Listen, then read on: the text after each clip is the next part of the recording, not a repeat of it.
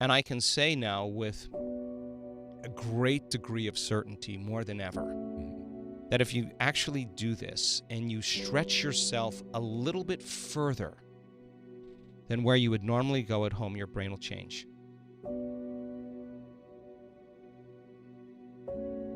We also discovered that you didn't have to have those transcendental moments. Okay. All you had to do is work on regulating your internal state every day. And the novice meditators, people who just came to an event that really had no experience in meditation but immersed themselves for 7 days, our data suggests at the end of 7 days, their body completely looks like they're in a different life, a completely different environment.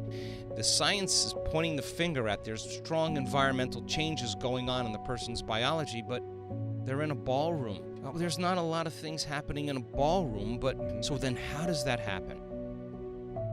The application then becomes important for everybody because, in other words, the more they self-regulated, the more they were resistant to the things in their environment. Well, let's think about that. If I say to you, Ed, why are you upset today? And you say, I'm upset because of the staff member, I'm upset because what I heard on the news, there was traffic, I was late. What you're really saying is, my environment, some person, some condition, something in my outer world is actually having control over the way I feel and the way I think. Right. And so that's a subconscious program called victimization. Anything that controls you, the way you feel and the way you think, you're victim to. Now the problem is that the majority of times our response to the environment weakens the organism. That means that your fear, your anger, your aggression weakens the organism, you. So now the environment is actually causing the organism through the stress hormones and the long-term effects to really start down-regulating systems in the body, right? So then, so as long as you react to your environment and the response is causing you to become weakened, you're victim to your environment. Well, what makes sense then would you be more susceptible to anything in your environment because you're a victim to it. But the process of change is, the difficulty is that 90% of the thoughts you think are the same thoughts you thought the day before. Nerve cells that fire together wire together. Keep firing the same thoughts, keep making the same choices, keep doing the same things, keep recreating the same experiences that stamp the same networks of neurons into the same patterns, all for the familiar feeling called you. And do that enough times, and your biology, your neurocircuitry, your neurochemistry, your hormones, your gene expression stays the same because you're the same. That's the personality that has been hardwired and conditioned emotionally into the past that's resisting the unknown. It would rather cling to suffering than take a chance in possibility. And I can say now with a great degree of certainty, more than ever, that if you actually do this and you stretch yourself a little bit further than where you would normally go at home, your brain will change. And if you teach people how to do this over and over again, and no different than training an animal, the body is the animal. You're telling the body it's no longer the mind, that you're the mind. And when you do that, those victories add up, and then all of a sudden, there's a liberation of energy. There goes the guilt, there goes the pain, there goes the whatever. It doesn't matter if it's health, it doesn't matter if it's wealth or success, it doesn't matter if it's a loving relationship, a change in a career, a mystical experience. Whatever it is, the person all of a sudden starts to relax into the present moment. Now, let's demystify the present moment. Okay.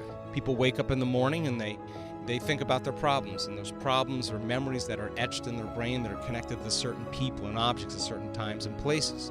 The moment they wake up in the morning and they start thinking of their problems, they're thinking in the past. Okay, now every one of those problems has an emotion associated with it. So when they feel unhappy, when they feel bitter, when they feel fearful, now their body's in the past. Thoughts are the language of the brain, feelings are the language of the body. Thought and a feeling, image and emotion, stimulus and response. You're conditioning the body to be the mind of that emotion subconsciously. Now, the body is believing it's living in the same past experience 24 hours a day, 7 days a week, 365 days a year. Why? Because the body's so objective, it doesn't know the difference between the real life experience that's creating that emotion and the emotion that person is creating by thought alone. Important, the body doesn't know the difference. And so the environment signals the gene, that's epigenetics. The end product from an experience in the environment is an emotion. The person's signaling the same genes in the same way, and genes make proteins, and proteins are responsible for the structure and function of your body, and the expression of proteins is the expression of life. And now the person is actually headed for a genetic destiny. And when people labor for the present moment, and they take their attention off of their body, off of all the people in their life, all of the objects they own, their cell phone, their computer, their car, their house, they're no longer identifying with where they're sitting, where they need to be, where they live, where they've lived in the past, where they need to go. And they're not thinking about the predictable future or the familiar past. They're dissociating from everything physical and material, everything known. That is the exact moment we call getting beyond yourself. The majority of people's thoughts then are based on what they perceive about themselves from their past or their life, right? So then the next question is, what thoughts do you want to fire and wire in your brain? Well, and with attention and with intention, if you keep practicing firing, wiring those thoughts, you start installing hardware. Do it enough times and it becomes like a software program, and now that's the new voice you program in your head that said, I can do this. I believe in myself. The next question is, what does greatness look like? What would love do today? Now, it turns out that if you close your eyes and you start imagining doing that, if you rehearse how you're going to be in those certain situations, the evidence, without a doubt, shows that your brain will start to look like, through the mental rehearsal of the act, that you've already done it. Now you've installed the hardware. Keep doing it.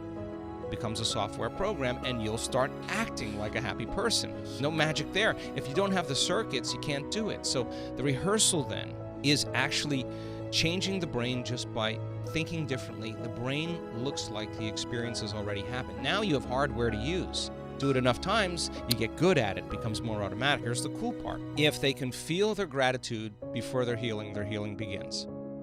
If they feel their abundance or their worthiness before they have their wealth, it will start generating abundance.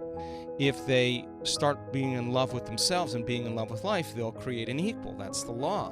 When this happens, then I'll feel happy. That's the illusion of three-dimensional reality.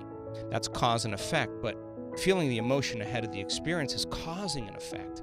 So the heart, when it's coherent, tends to produce an external magnetic field that's up to 3 meters wide. Now you got a Wi-Fi signal.